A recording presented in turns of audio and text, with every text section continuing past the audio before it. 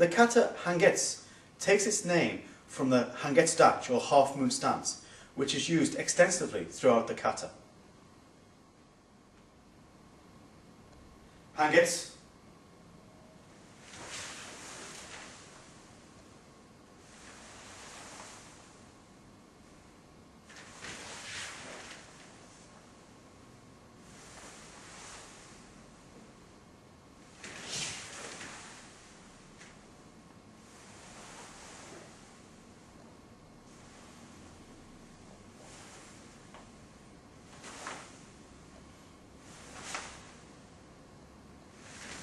Ha!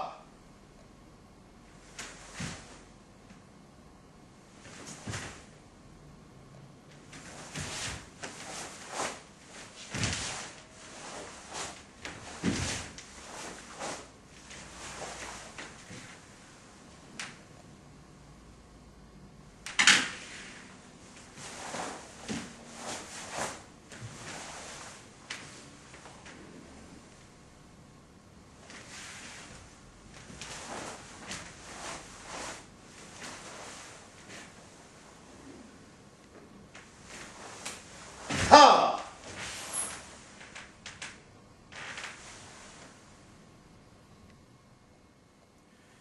Overwhelmingly, the most important part of Hangetsu kata is mastering Hangetsu Dachi, or half-moon stance. Hangetsu Dachi should be 1.5 shoulder width long and wide, so it is helpful to think that you're putting your feet on 2 corners of a square. Make sure your front foot is pointing in 45 degrees along with your front knee, and your back foot should be pointing directly straight. This means that your stance is focusing on your centre line. From here, make sure you keep your back straight and tailbone tucked in, and it is easy to use your hips, making Hamni hips back and Shomen hips forward. Try to resist making your stance longer and narrower and making Zenkutsu Dachi instead of Hangetsu Dachi.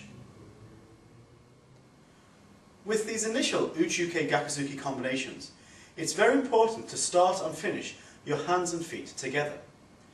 From Shizentai, move quickly to prepare, then slowly move into Hangetsu Dachi as you pull your hip back into Hamni and finish Uchuke.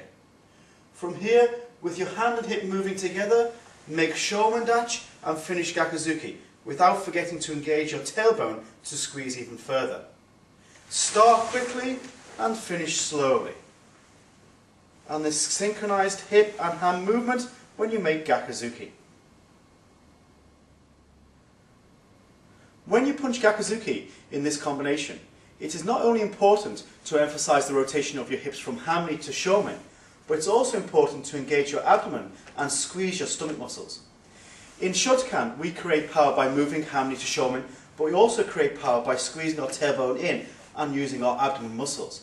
And in Hangetsu kata, this movement is emphasized.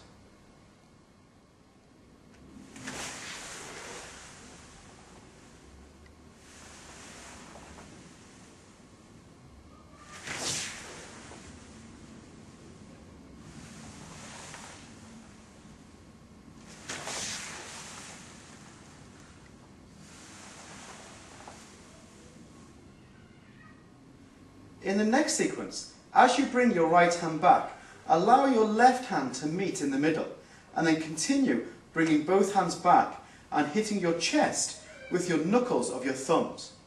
From here, drive forward using your shoulder blades, attacking Nakiken.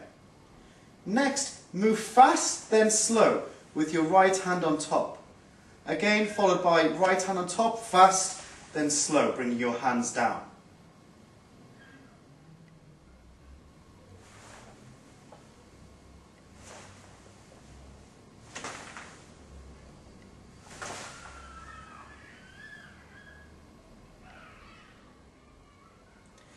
In the next sequence, your arms are in the same position as Heian Sandan. However, instead of your fists being clenched, they are open in Shito. From here, you twist and pull your top hand down, but maintain Shuto. And don't forget to create tension in your stance by squeezing your abdominal muscles and pulling your tailbone forward. Ha!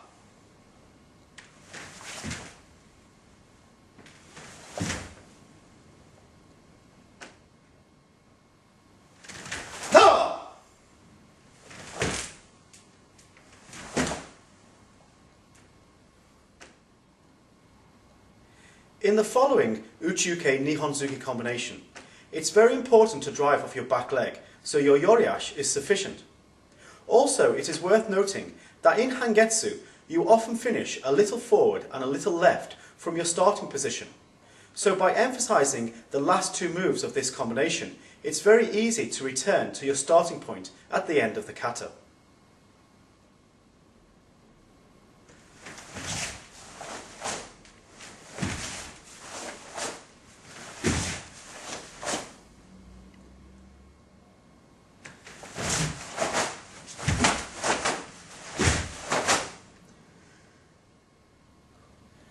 Many people have difficulty with the following movement.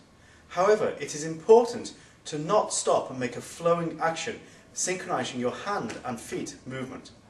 Also, it's important to use your inner thigh muscles so you can slowly move into back stance.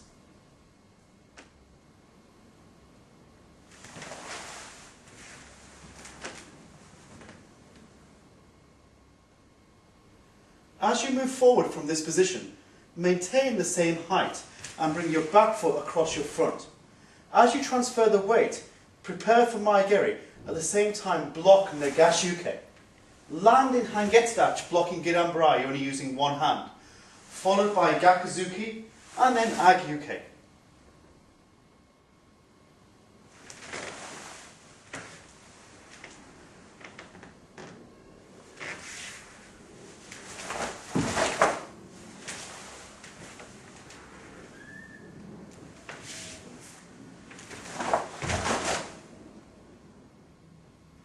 In this final sequence, use your left hand as target as you attack Mikazuki Geri. Step back 45 degrees into Hangetsu Dachi as you punch Giran Gakuzuki. Then drive back further into Nekoashi as you make double-handed block.